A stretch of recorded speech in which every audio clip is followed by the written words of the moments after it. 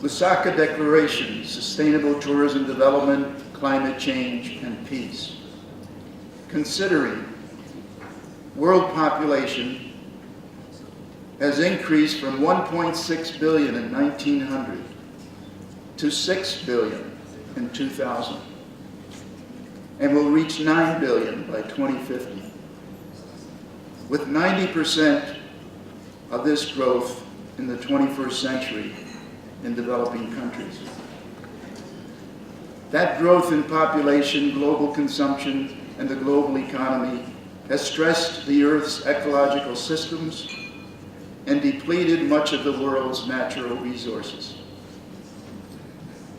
It now takes the Earth 1 year and 6 months to regenerate what our world population consumes in 1 year, resulting in collapsing fisheries, depleting forests, species extinction, water shortages, and crop failures, all with disproportionate impacts on the poor regions of the world.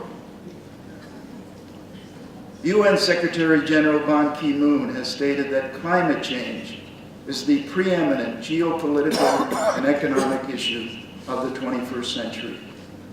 It rewrites the global equation for development, peace, and prosperity.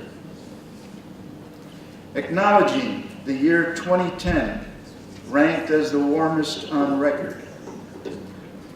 The 10 warmest years on record have all occurred since 1998. Arctic sea ice cover in December 2010 was the lowest on record. Noting that within this context, world military expenditures are in excess of $1.6 trillion,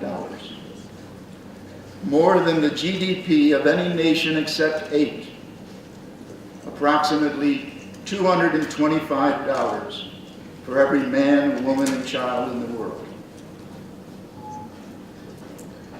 When 1 of every 6 survives on $1 a day or less, another 2 of every 6 on $2 a day or less. 1 out of every 6 go to bed hungry. 1 of every 4 never get a clean glass of water to drink. 2 in 5 lack proper sanitation. And 35,000 children die each day from preventable diseases, many of them from waterborne disease. Recognizing further that research conducted by the Institute of Economics and Peace and Economists for Peace and Security have estimated the monetary value of global peace on the global economy over a 4-year period from 2006 to 2009 would have been $18.5 trillion, not including the additional $9.8 trillion in expenditures that would have been diverted from violence-related activities to areas benefiting of society. A total of $28.3 trillion over a 4-year period that the world economy could have benefited from. Delegates to this 5th IIPT African Conference therefore conclude that the global challenges facing humanity call for global solutions and cooperation at all levels, and by all sectors, public and private, and civil society as a whole, on an unprecedented scale. Peace will be an essential prerequisite to achieve this level of cooperation and peace. And peace will also generate the additional economic wealth to fund these solutions. Travel and tourism, the world's largest industry, affecting every sector of society in virtually every nation, is an industry that is founded on peace and contributes to peace and understanding. And it has a key leadership role to play in achieving these solutions. The travel and tourism industry has a central role in creating jobs with dignity, foreign exchange earnings, the development of disadvantaged areas, poverty reduction, and the promotion of understanding, peace, and love. unity and progress among all peoples, communities, and nations on the African continent and throughout the world.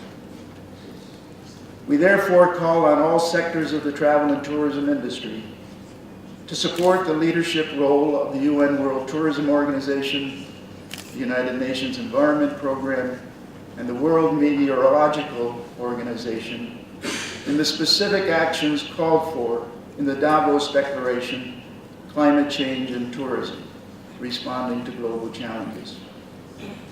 We call on the travel and tourism industry to aggressively make the transition to renewable and clean energy sources as a foundation for carbon-neutral development strategies. We call on the travel and tourism industry to continue to implement socially and environmentally responsible tourism practices that benefit local destinations and their environments, giving particular emphasis to fair trade in tourism practices, tourism that contributes to poverty reduction, and tourism that contributes to the restoration of ecological systems. To implement environmentally responsible development and operational practices, in particularly vulnerable areas including coastlines, low-lying areas, and mountain regions. To embrace the wisdom, knowledge, and values of our indigenous peoples. And in the transport sector, and particularly the airline industry, to continue efforts in improving energy efficiencies and ultimately develop engines that operate with clean and renewable energy sources. To recognize the important role of the media, educational and religious institutions as agents of change. And for governments and international development agencies, provide incentives to tourism projects that utilize green designs, technologies, and that contribute to creating sustainable livelihoods and poverty reduction.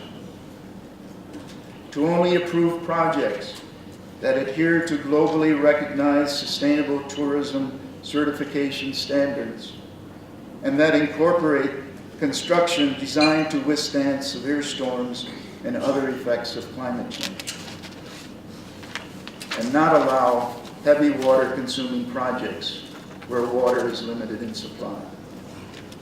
We call on travelers to be selective in their modes of travel to minimize and offset the carbon footprint of their entire trip, to select accommodations, transport, tour operators, activities with eco-labels, or that have been recognized for their green practices, and strive to contribute to social, cultural, economic, or environmental enhancement of their destinations. And support the UN World Tourism Organization, United Nations Environment Program, and World Meteorological Organization Davos Declaration in calling for UN, international, financial, and bilateral agencies to support the governments of developing, and in particular, least developed countries, for which tourism represents a key economic sector in their efforts to address and to adapt to the adverse effects of climate change and to formulate appropriate action plans. We commend the International Institute for Peace Through Tourism for its organization of this conference and for giving scope to the vision of peace through tourism, and express appreciation to our hosts, the Zambia Ministry of Tourism, Environment, and Natural Resources, our conference sponsors, partners, and supporters, and particularly our conference patron, His Excellency Rupiah Banda, President Republic of Zambia, and the people of Zambia for their welcoming spirit and hospitality. Adopted at Lusaka, Zambia, 20 May 2020.